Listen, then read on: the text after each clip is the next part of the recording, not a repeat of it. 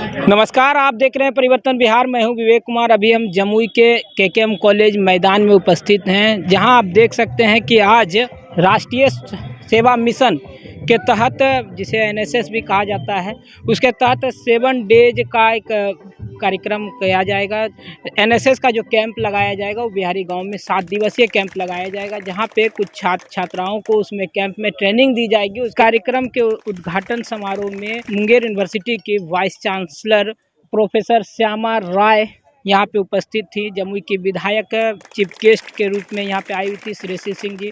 साथ ही आपको बताते चले कि एनएसएस के जो कोऑर्डिनेटर हैं डॉक्टर राहुल कुमार भी यहाँ पे उपस्थित थे। साथ ही केकेएम कॉलेज के प्रधानाचार्य भी इस कार्यक्रम में उपस्थित रहे। साथ ही अन्य प्रोफेसर जो केकेएम कॉलेज के थे वो भी इस कार्यक्रम में शिरकत कर रहे थे। आपको बताते चले इसी कार्यक्रम में एनएसएस के कुछ छात्र छात्राएँ भी यहाँ पे उपस्थित रहे। जमुई के विधायक श्रेयसी सिंह ने उन्हें अपना संबोधन भी दिया। आइए आपको सुनाते हैं कि अपने संबोधन में जमुई के विधायक श्रेयसी सिंह और मुंगेर विश्वविद्यालय के वाइस चांसलर ने क्या कुछ कहा है। साथ ही पत्रकारों के सवाल पर पूछे जाने पर क्या कुछ उन्होंने कहा। जब हम केकेएम कॉलेज आते हैं तो अपने कॉलेज की याद आ जाती है। हम पढ़े लिखे दिल्ली यूनिवर्सिटी हंसराज कॉलेज की है, और ठीक इसी यहाँ पर जिस तरह का फील्ड हमारे पास है, हंसराज कॉलेज में भी इसी तरह का फील्ड है। लेकिन मैम, अफसोस ये लगता है कि जिस तरह की सुविधाएं हंसराज कॉलेज या अन्य कॉलेजों में उपस्थित है, वो सुविधाएं हमारे केकेएम कॉलेज में नहीं है। लेकिन ये तो हमारा कर्तव्य है कि जो हमारे पास अभी केकेएम कॉलेज है उसको किस तरह से हम आगे बढ़ा सकें। वर्तमान में जो बच्चे सुबह के वक्त में यहाँ पे तरह तरह के स्पोर्ट्स की, ट्रैक एंड फील्ड की ट्रेनिंग करते हैं, उनको क्या सुविधाएं दे सकें। जब बच्चे क्लासरूम में जाते हैं, पढ़ते हैं, तो क्या उनके पास सही लाइटिंग है, क्या सही फैन है, क्या क्लासरूम पर्याप्त है, साफ है, स्वच्छ है, टॉयलेट है। इन सभी बातों को भी तो हमें ध्यान देना है।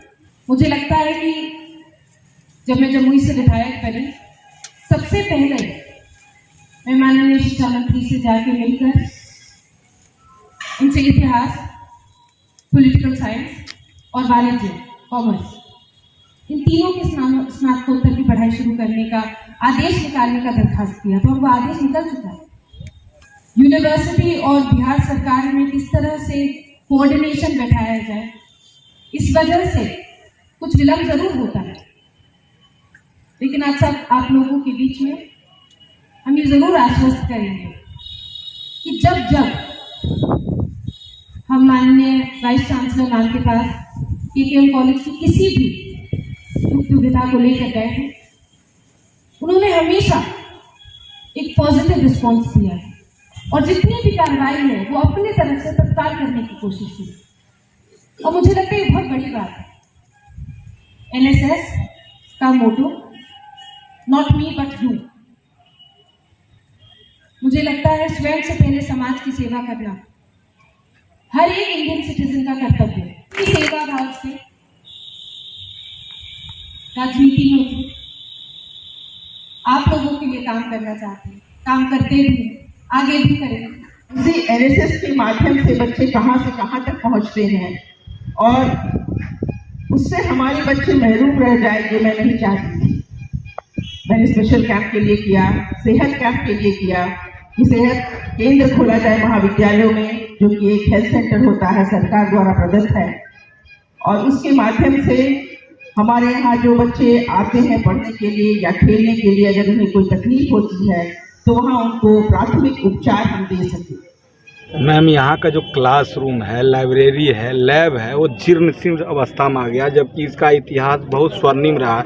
बावजूद इसका हालत इतना खस्ता है इस कॉलेज का, जो कहा नहीं जा सकता। मैम, आप जाके देख भी ले सकते हैं। आप देखिए क्लासरूम जाके, लैब जाके देखिए, लाइब्रेरी जाके देखिए, कहीं कोई व्यवस्था नहीं है, सिर्फ नाम का ये कॉलेज रह गया। क्या कहना चाहते हैं, कैसे सुधार आप करेंगे, ये बताइए। इसका सुधार होगा प्राचार्य महोदय से बात हुई है। उनको जो भी परेशानी है वो करके भेजेंगे। हम लोग निश्चित रूप से उसके ऊपर काम करेंगे, क्योंकि महाविद्यालय छात्रों से ही बनता है, छात्रों के लिए ही होता है। अगर उनकी समस्याएं नहीं सुनी जाएंगी तो महाविद्यालय का कोई अर्थ नहीं होता। तो हम लोग बहुत जल्द इस काम को करेंगे। मैम, इतना बड़ा जिला है, मात्र एक ही रिकॉग्नाइज कॉलेज है, उसके बावजूद भी ना यहाँ पढ़ाई होता है, ना प्रोफेसर की घोर कमी है। विद्यालय का जो महाविद्यालय जो है उसका स्थिति जर्जर हालात में आ गया है। टॉयलेट रूम तक यहाँ नहीं है, इस पे क्या कहेंगे? गर्ल्स कॉमन रूम तक नहीं है, जो भी था उसको तोड़ दिया गया चुनाव के समय।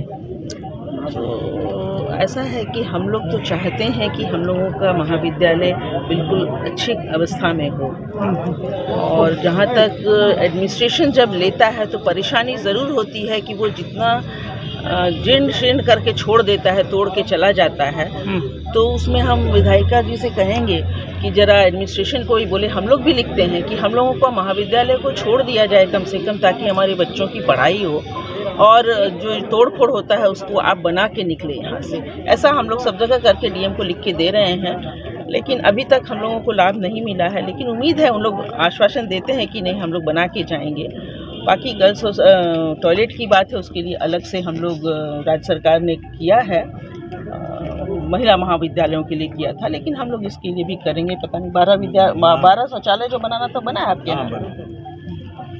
तो यहाँ जो बराबर परीक्षाएं जो आज आयोजित होती रहती है मैम, और बराबर जो है सो यहाँ पर जो चुनाव से संबंधित कार्य होते रहते हैं, तो उससे तो पठन पाठन पूरा जो है सो व्यवधान में आ जाता है। तो उससे कैसे निजात दिलाने के लिए क्या आप अपना रहे हैं प्रक्रिया? ऐसा है कि चुनाव होता है तो वो भी बहुत आवश्यक चीज़ है, लेकिन उसमें थोड़ा सा आप लोगों को सहयोग करना होगा कि क्लासेस हम लोग मॉर्निंग में चलाएंगे, या चुनाव के समय हम लोग प्रशासन से ये उम्मीद करें कि हर बार हमारा ही महाविद्यालय न ले, वो दूसरी जगह भी कोई व्यवस्था करे, क्योंकि उनके पास भवनों की कमी नहीं होती है, वो बहुत इजी इस्टेब्लिशमेंट उनको मिलता है, तो वो लोग यहाँ ले लेते हैं। तो हम लोग उसके लिए भी प्रयासरत हैं, और चुनाव से पहले अगर हमारा साथ आप लोग देंगे कि महाविद्यालय को नहीं लेना चाहिए, पढ़ाई नहीं बंद होना चाहिए, तो शायद इसमें हम लोग सक्षम हो सकेंगे कि चुनाव के लिए हमारा भवन न लिया जाए। क्या आशा रखें मैम कि मूलभूत सुविधाएं कब तक यहाँ पर उपलब्ध हो जाएंगी?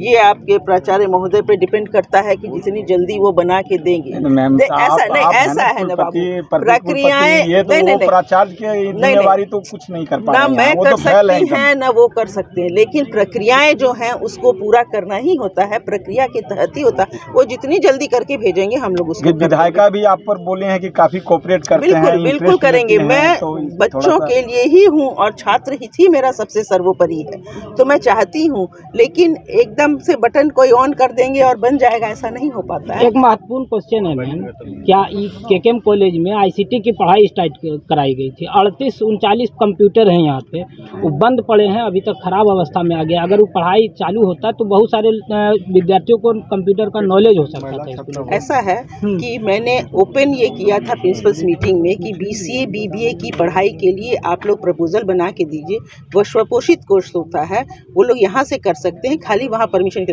तो बच्चे अगर एडमिशन लेंगे, वो कहते हैं कि हम अगर देते हैं तो बच्चे आते ही नहीं है, उसमें पैसे लगेंगे बाबू। जो आजकल फ्री एजुकेशन का है उसमें नहीं है, बहुत कम पैसे लगते हैं, लेकिन पैसे देने होंगे, क्योंकि पूरा कोर्स उसी पे डिपेंड करता है, स्वपोषित कोर्स होता है। टीचर के पैसे भी उसी से होते हैं, उसका भवन होगा, उसका कंप्यूटर होगा, और बच्चे उससे लाभान्वित होते हैं। हमारे यहाँ BCA BBM कोर्स चल रहा है हमारे विश्वविद्यालय में, किसी कॉलेज ने अडॉप्ट किया है, किसी ने नहीं किया है। उसकी परीक्षाएं हम लोग लेते हैं, समय पर उसका रिजल्ट देंगे, और वो एक बहुत अच्छी चीज़ है, क्योंकि वोकेशनल कोर्सेज को बढ़ावा देना चाहिए, क्योंकि वो रोजगार उन्मुखी होता है। उसमें तो पैसा लिया भी जा रहा था, उसके बाद भी 1 साल के बाद बंद कर दिया। 3000 रुपये उसका चार्ज था, उसके बाद बंद कर दिया गया, और बंद पड़े अवस्था में अभी ऐसा उसका 15,000 रुपया फी है। अब जो उसमें जो क्राइटेरिया तय किया गया था, तो उसमें अगर आप लोग कोऑपरेट करेंगे, प्रिंसिपल साहब से आप मिलिए, उसका सीट हम लोग निर्धारित कर देते हैं। अभी तो हम लोगों ने कुछ कॉलेजेस का भेजा है अपना सीनेट से पास करा के, आपके यहाँ से प्रपोजल। और मैम यहाँ पे एक परमानेंट प्रिंसिपल का भी होना बहुत आवश्यक है। बहुत ऐसा है,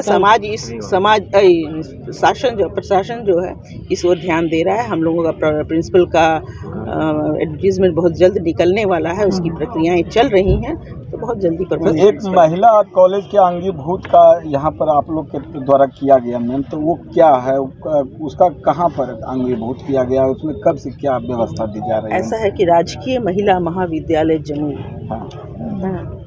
मुझे बहुत जानकारी नहीं है। मुझे पत्र प्राप्त हुआ था कि राजकीय महिला महाविद्यालय को अंगीभूतकरण किया गया। कहाँ पर यहाँ जमुई में है राजकीय ये महिला तो आप महाविद्यालय? बताएं। 2014 में मैम उसका उद्घाटन किया गया था कागजों पर, लेकिन कॉलेज कहीं नहीं है उसका।